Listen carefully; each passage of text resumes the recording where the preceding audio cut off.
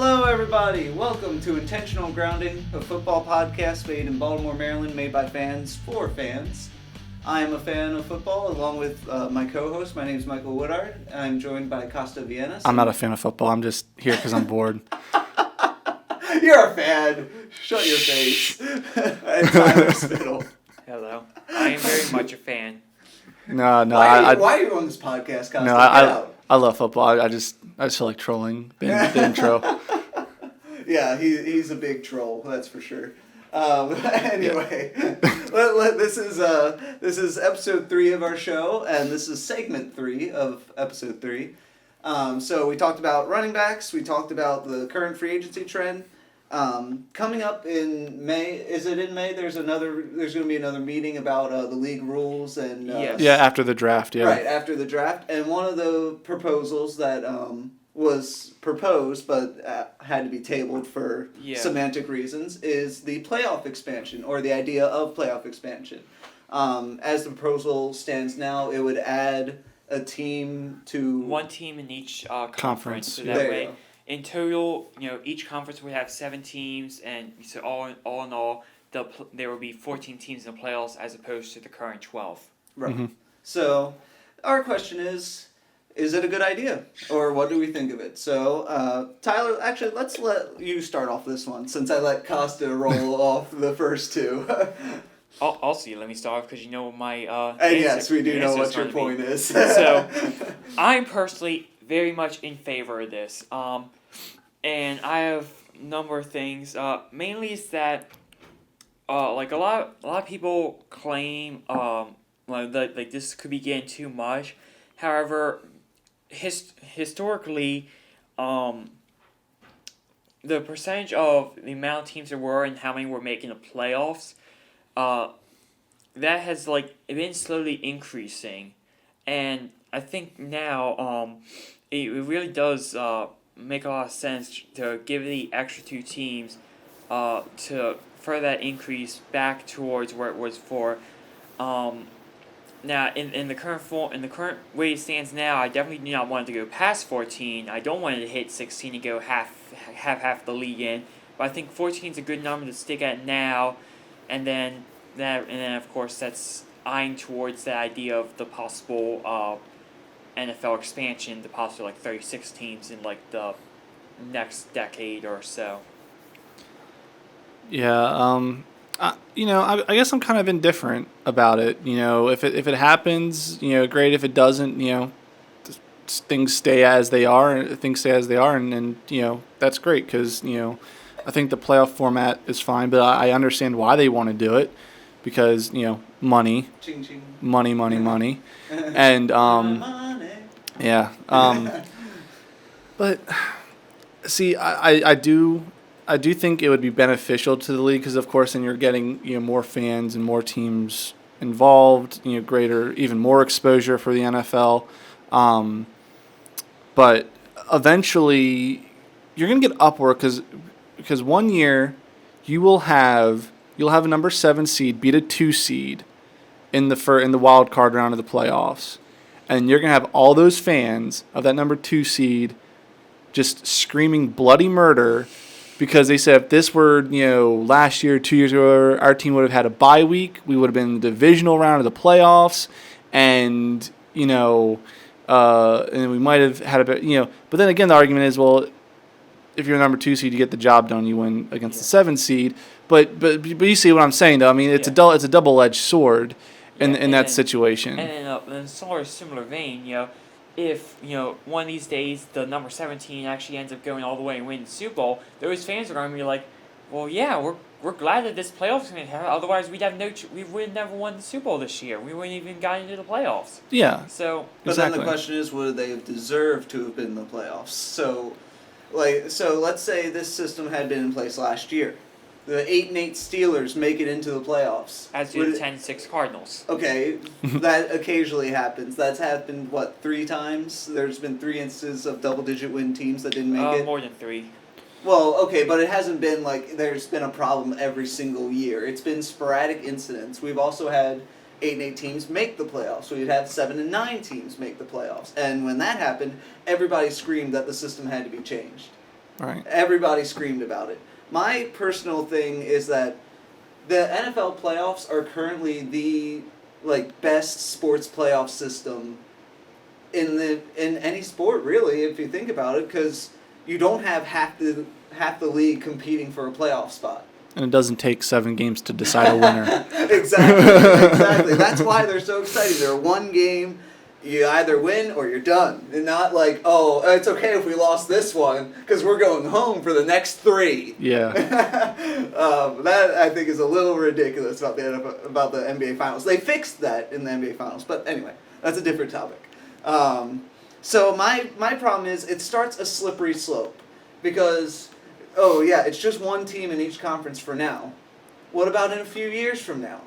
You know, and then what if we start expanding the games, and what if we add in another few teams? Because then guess what? That generates even more money, even more games to watch, even more. But then it's already watering down regular season games because yes, the idea is to make the race more exciting, but under this current system, who cares about becoming a number 2 seed? You know what? If they were to institute this new system, who cares? If the minute the 1 seed is decided, whoever is in the race for that 2nd seed won't care. Well, you know what?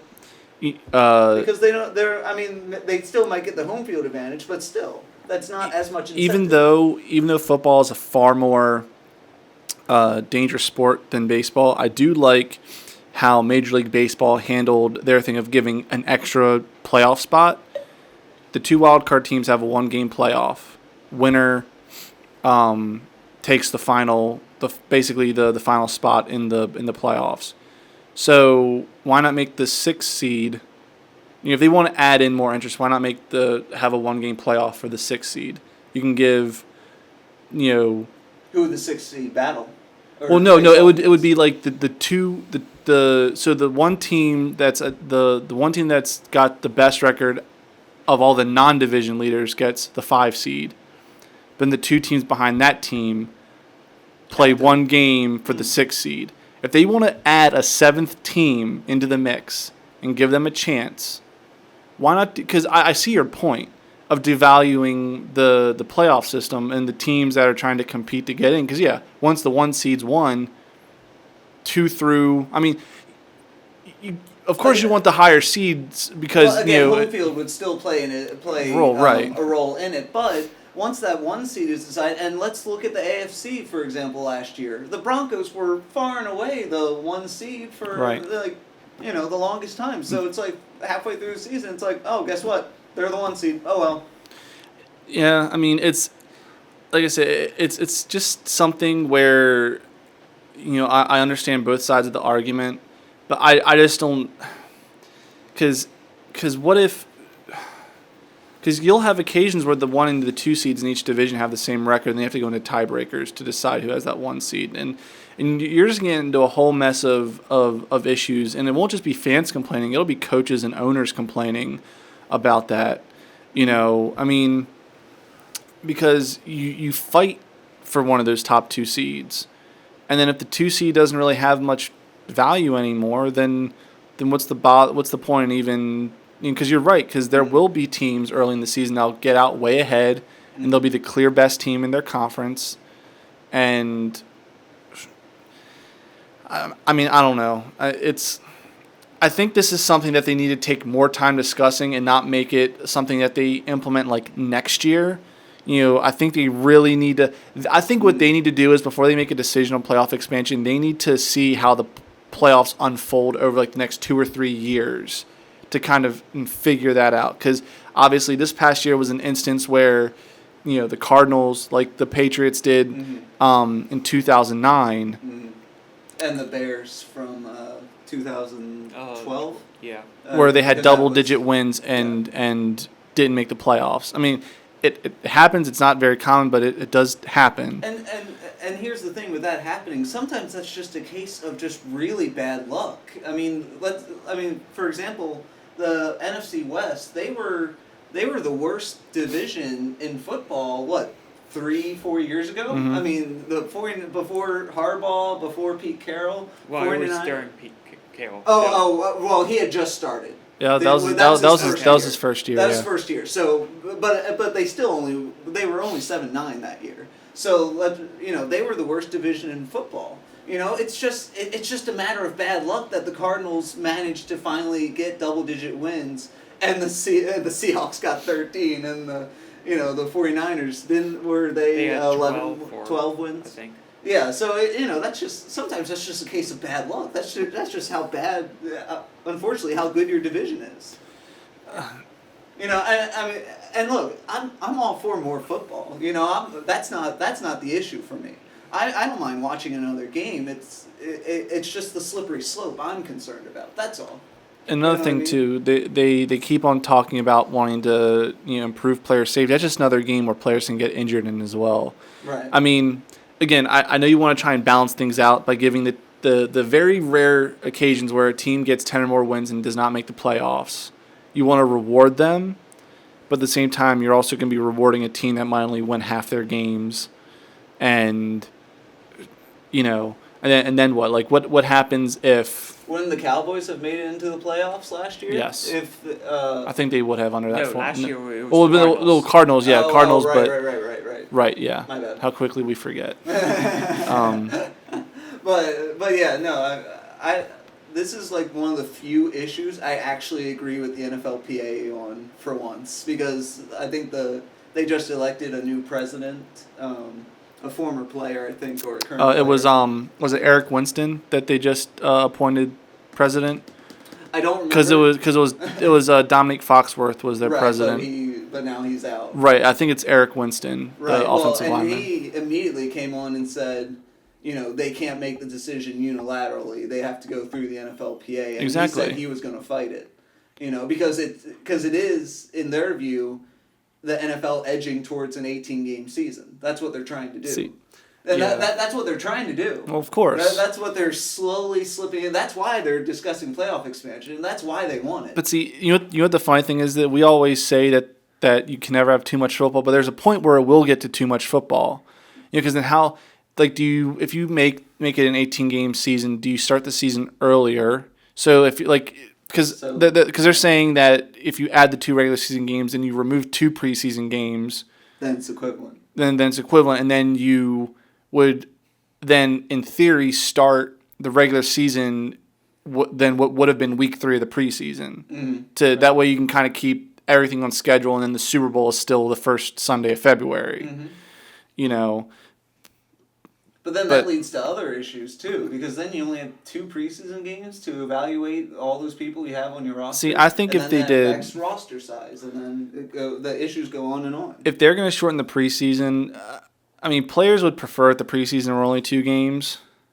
Oh, sure. Obviously, less chance of getting hurt. Less in chances meaningless exhibitions. Yeah, but maybe they argue 3 games. You take away 1 game from the preseason. That way you can give the 2 games for the younger guys to show what they have. And the 3rd game, like it typically is the game where the starters get to go in, they play like a whole half, and then the second half is a chance for the younger guys to still play some more. So I think 2.5 games is more than enough to kind of get an idea of what some of the younger guys can do. But you also have to balance that time with the starters too, because like we were talking about how RG3 missed the preseason. And it affected him. All the starters need preseason reps too, because they have to get into football shape. Well, do you know what they do then? Go ahead. And John Harbaugh was actually quoted saying this, he hates the rule that coaches can't interact with players until the OTAs or voluntary workouts start. If they take that restriction away, because it's all up to the players. Like, it should be a voluntary decision between the players and coaches of whether or not they want to meet up and work together. If they're allowed to do that, then that's more opportunities for the young players to get in shape, work with their coaches, and everything. Because that's what they were talking about with Ricky Wagner on the Ravens. Like, he's hitting the gym every single day. Or no, not Ricky Wagner. No, I'm sorry, Furstenberg. Furstenberg. Right. He's hitting the weight room every single day. He's working, because he's fighting for a spot on the team. But if he passes John Harbaugh at the facility, all he can say is, "Hey, coach," and that's it. They can't discuss football. They can't talk anything. I think that's silly. Right. I think that's really silly. So I'm agreeing with you there. Yeah, Tyler. What do you have some? Yeah. I'm pretty much agreeing with that part. I mean, in general, as far as the playoffs go, like I feel like a lot of some people would complain that it risks making the playoffs not that exciting. But like my counter to that point is that in that year we had the 7-9 Seahawks when New Orleans came up and had to play them like that was an exciting game with surprising twists. Whereas other times, like for example last year when the Colts had to play the Patriots and it just got smacked around, so you still gonna have quality teams give you lackluster games, or teams that had like lower records end up giving you great games. So I don't think it's really too much to say that records are going to determine the quality of the game, because with football it's any given Sunday. Some games are going to be great matches, other games are going to be blah. So Well, my question is, what happens when? I mean, again, the chances of it happening are slim. But what happens the day when a team that won 8-8 or potentially 7-9 during the regular season wins a Super Bowl? How do you feel about that if that were to happen? I mean, granted, if a team is in the playoffs and they won their way to the Super Bowl, then people would argue they deserve it. But you've got to fight during the regular season. You've really got to earn that spot to be there. I mean, teams have already gone 8-8 and won the Super Bowl. The Giants have. Like I said, it happens very rarely. But that's also when you had under the current playoff format, though. Like I said, with the 7-9 Seahawks making it. That's the case of a mediocre team winning a bad division. They couldn't help that. They can't help that. They were in a really weak division and they went 7-9 and won it. Like you can't control that. But and also, or in the case where an 8-8 team could have won that division, it happens. But seriously, what's going to happen if one day, a 7-9 team does? What happens? I mean, I feel like with the current stage, like it's going to be unlikely for that to happen. I mean, because a 7-9 team most likely would only get into the playoffs via divisional again, because like even adding in that 7th seed, there has not been an instance since 2002 when the current divisions have been set up that the 7th team would have been a 7-9 team. Like the lowest is 8-8. So I mean, it's theoretically possible that a 7-9 team could end up being the 7th seed, but like until that happens, it's kind of a small possibility. And then in the case of the Seahawks going 7-9, you then have to face that the next week they did lose pretty badly in Chicago. Okay, but then let's flip that argument. What if they had gone all the way to the Super Bowl? Wouldn't people have called? I mean, and this is to kind of help out both points too. People would have called for a reform of the playoff system if that were to have happened, and it's very rare to happen. But what if that 8-8 7th seed did go all the way and they beat the 2nd seed, and the 2nd seed is frustrated because they didn't get their week off that they would have gotten the year before, to prepare. Maybe that team had injury problems that it couldn't. Like I said, the idea is that the teams that play the best during the regular season get rewarded for their performance. So, like I said, I think this is something that, like I said, it's going to take. I hope they take their time in making this decision. Like I said, maybe 3 or 4 years down the road. But obviously, the NFL, they want to own everything when it comes to American sports. They want to be the league, which they already are, but they want to be even bigger than that.